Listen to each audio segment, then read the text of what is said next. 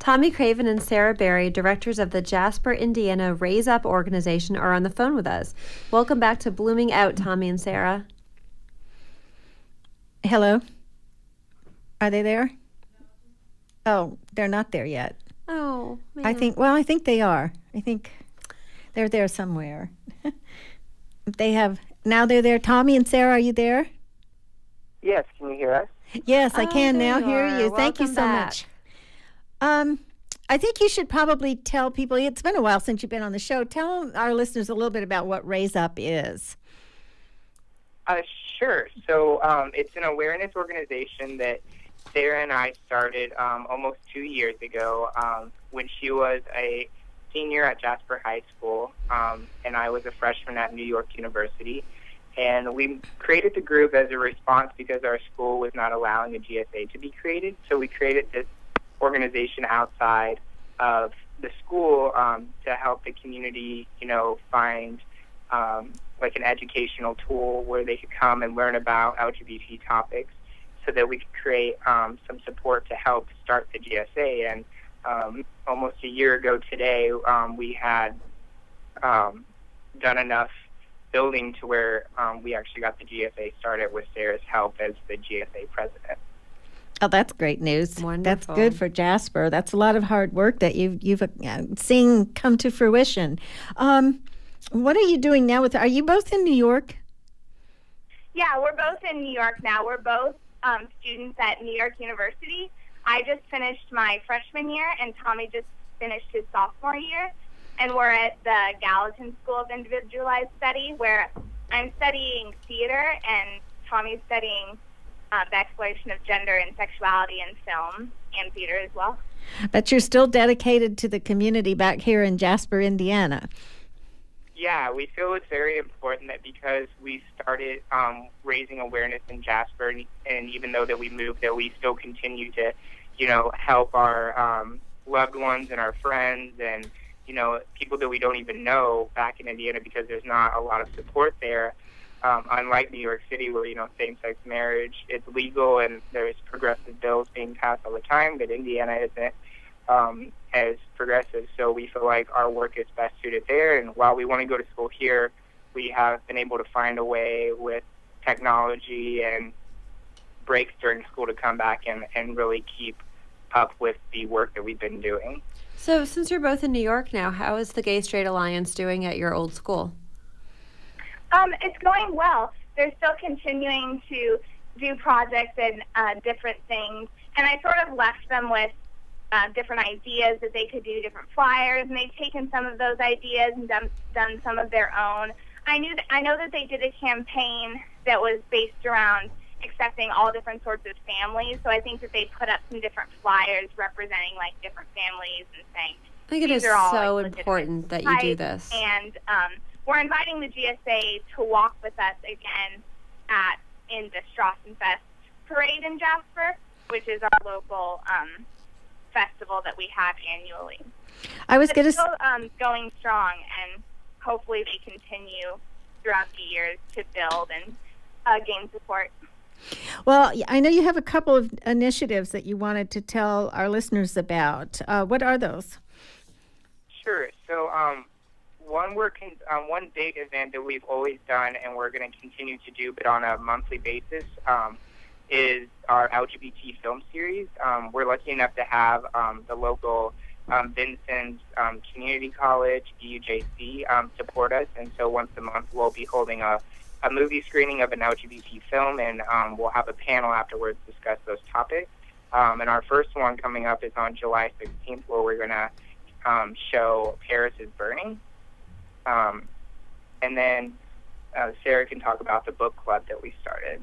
Yeah, so every month we're doing this thing called the Raise Up Book Club, where we're picking a certain play or a certain book, and we're encouraging our readers to just read it on their own and then participate in an online discussion. So this is sort of like an initiative that can happen with people, anywhere in the country who are part of Raise Up. So this month we did the Laramie Project, which you may have heard of. It's a play. Mm-hmm. And so we've been encouraging people to read that, and then they can log on to our Facebook page or our website, and we have places where you can comment, sort of join in on an online discussion. So you Yeah, have and our website is www.raiseupLGBT.com, and our Facebook, you can just search Raise Up. how is the support at your old school from teachers or administrators for your GSA? Starting out, when I was a junior in high school, I came to the administration with the idea for a GSA because I had come out that year as gay, and I couldn't get any backing behind it. I didn't really know the laws very well. I didn't really know how to fight it. I just went to the administration and they said no, so I kind of just took it. But then, as I kind of grew up and matured and started realizing that how wrong it was that they were blocking it, I went back with Sarah and be like, we're going to try this again. And I got the same response originally, being like, no, we're definitely not going to do this. Like, there's no need for it here. But then we kept pushing and created Raise Up outside of the school. And they tried to actually create a diversity club instead of the GSA to kind of put less focus on gender and sexuality, which we found problematic. But we eventually got one of our teachers to agree to be the advisor, and that's the key that we needed to push it forward.